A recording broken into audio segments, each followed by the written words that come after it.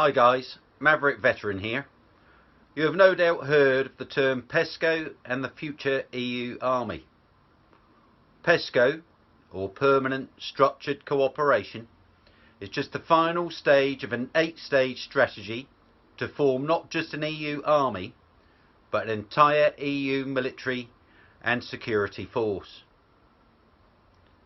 PESCO is the only stage which we have not yet signed.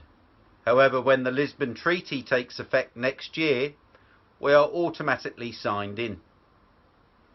We have a constitutional crisis within the UK as our common domestic law is ignored in favour of international law. As I stated last year in London, Mrs May's government, and indeed Parliament, intends to hand over HM Armed Forces and security services to Brussels as part of EU military unification. It's worthy of note that EU military unification will take place irrespective of the Brexit result. This is a separate agreement and treaty and guarantees the UK paying into the EU Defence Fund. Tony Blair recently claimed ownership of launching Defence Union with Jacques Chirac at the Munich Defence Conference. You could say the Lisbon Treaty Sleeping Beauty is now awake.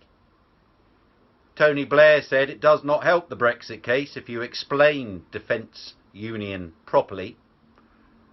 It has to be handled carefully. Francois Fischer, head of EU intelligence, recently said at an EU security meeting, Britain will not be leaving as far as intelligence and security are concerned. And that may be a secret, but you will not leave. Head of EU External Action said, we are afraid to use the term Defence Union. You know what to do now, i.e. bit of deception, don't talk about it. The current Brexit deals puts Her Majesty's Armed Forces into an all-in Defence Union scenario with no way out.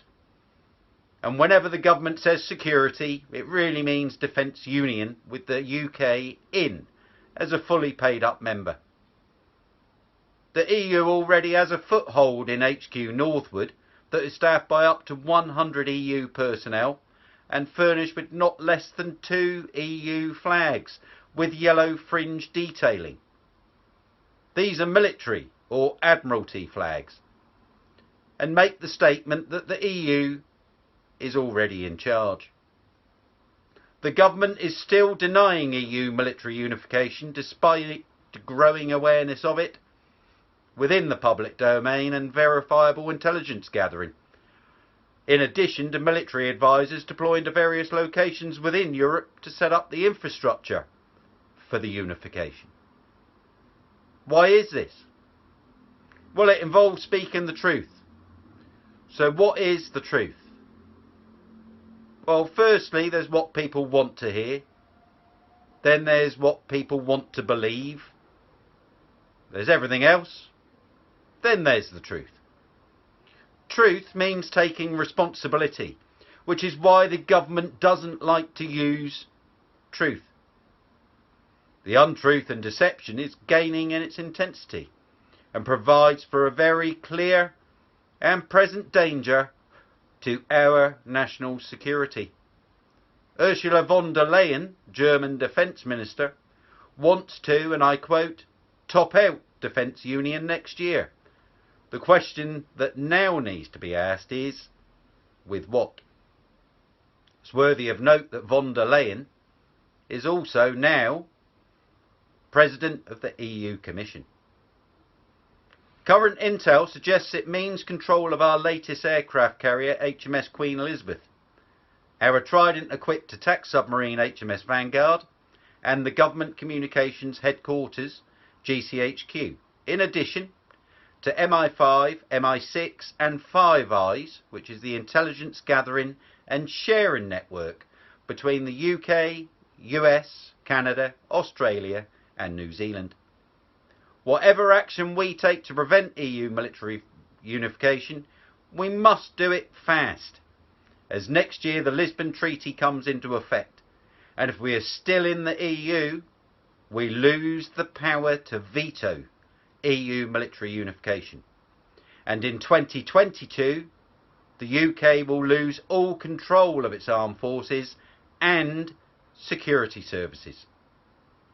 Our military must now be front and centre of the leaving debate, or the rest, without our military, is irrelevant. Currently, when service personnel swear their oath of allegiance, that oath is to Her Majesty the Queen, her heirs and successors. After the Lisbon Treaty takes effect, that oath will be relinquished, and a new oath will need to be sworn to Brussels. When I signed up, I gave my oath and promised to stand, fight and protect Her Majesty the Queen and my country from enemies both foreign and domestic.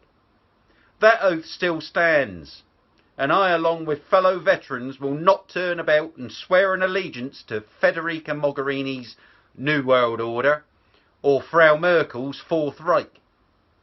EU military unification is a single point command and control and single point budget of all our military and security services, along with the research and development of hardware and technology. To allow EU military unification flies in the face of our constitution and history, and is the biggest disrespect to the fallen and others that fought so fearlessly and selflessly to ensure the freedom and value of a democracy we should be enjoying today and long into the future. Anything decided for us behind the closed doors of the Cabinet Office that puts this nation in danger is treason. We must continue to campaign for Brexit and for the removal of the Lisbon Treaty before we as a nation lose everything. Thank you for listening. Stay safe.